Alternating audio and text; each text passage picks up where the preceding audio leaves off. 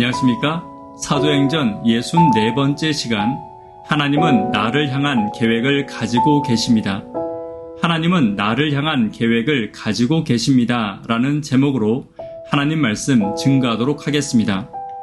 본문의 말씀 사도행전 23장 12절부터 22절에 있는 말씀 가운데 12절부터 있는 말씀 함께 읽습니다. 날이 새매 유대인들이 당을 지어 맹세하되 바울을 죽이기 전에는 먹지도 아니하고 마시지도 아니하겠다 하고 이같이 동맹한 자가 40여 명이더라.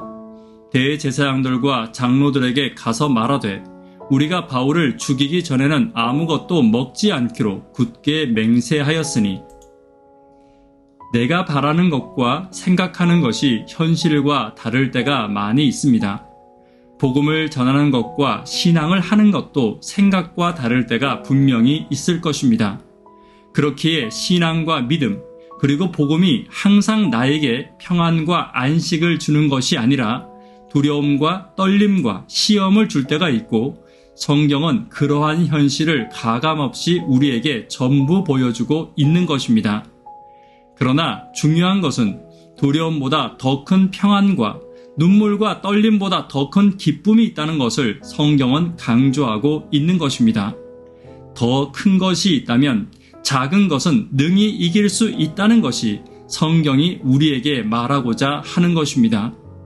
지금도 악한 마귀가 나를 넘어뜨리려고 다가올 때 사단과 비교조차 할 수 없는 전능하신 하나님께서 저와 여러분과 함께함을 기억하는 시간이 되기를 간절히 바랍니다.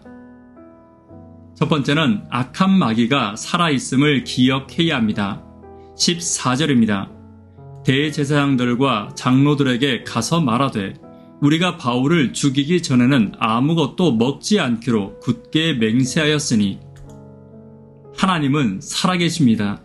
그리고 악한 마귀도 여전히 살아 움직이고 있을 것입니다. 그렇기에 신앙생활 가운데서 어려운 상황을 마주할 때가 있는 것입니다. 오늘 본문을 보면 바울을 죽이기 전에는 먹지도 마시지도 않겠다고 결심한 40명의 암살자들과 그들 배후에 막강한 세력들이 교활한 음모를 꾸미고 있음을 볼 수 있습니다. 바울뿐만 아니라 이 땅의 모든 하나님을 사랑하는 자들과 하나님이 사랑하는 자들에게 마귀는 손을 뻗고 있는 것입니다. 지금도 같은 일이 교회 안에서 이루어지고 있습니다.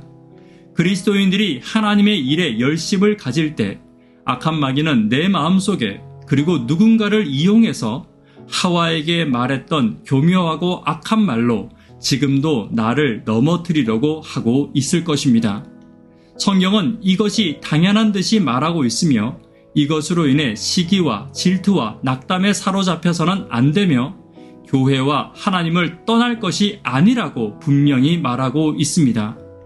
악한 마귀의 유혹과 핍박의 음성이 올 때 악한 마귀가 살아있듯이 하나님도 살아계심을 기억하고 살아계신 하나님과 함께 살아있는 신앙으로 나아가는 저와 여러분 되기를 간절히 바랍니다. 두 번째는 살아계신 하나님이 인생과 역사의 주관자임을 반드시 기억해야 합니다. 17절입니다. 바울이 한 백부장을 청하여 이르되 이 청년을 천부장에게로 인도하라. 그에게 무슨 할 말이 있다 하니 인생과 역사의 주관자를 우리는 분명히 알고 있어야 합니다. 문제를 바라보고 문제 앞에서 화내고 분노하며 또 내 마음에 들어온 시기와 질투와 원망의 마음을 내버려 두며 감정을 키우는 것은 나의 인생의 주관자를 악한 마귀에게 내어주는 것입니다. 그러나 문제 앞에서 또 두려움 앞에서 내 마음의 연약함 앞에서 하나님을 바라보며 하나님의 주관하심을 바라보는 것이 그리스도인의 태도인 것입니다.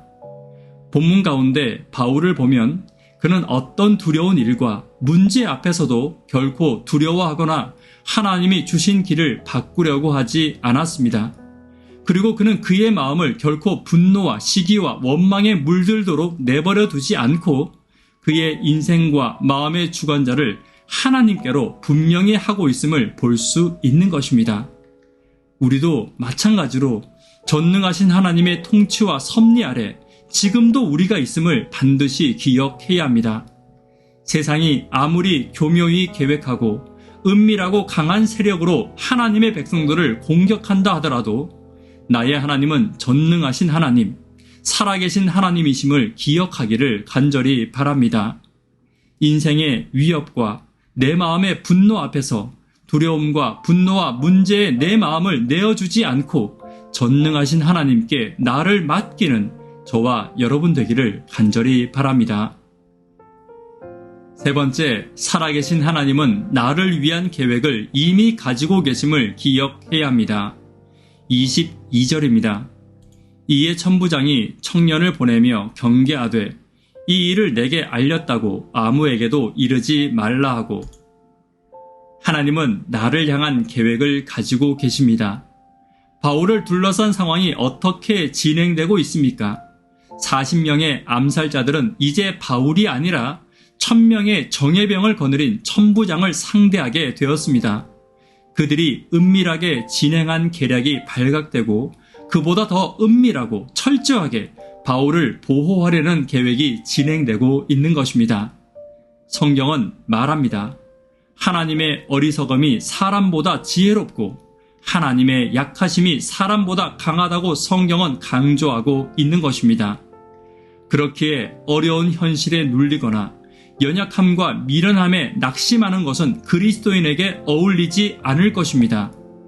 우리의 본분은 낙심보다는 하나님의 능력과 지혜를 의지하는 것입니다.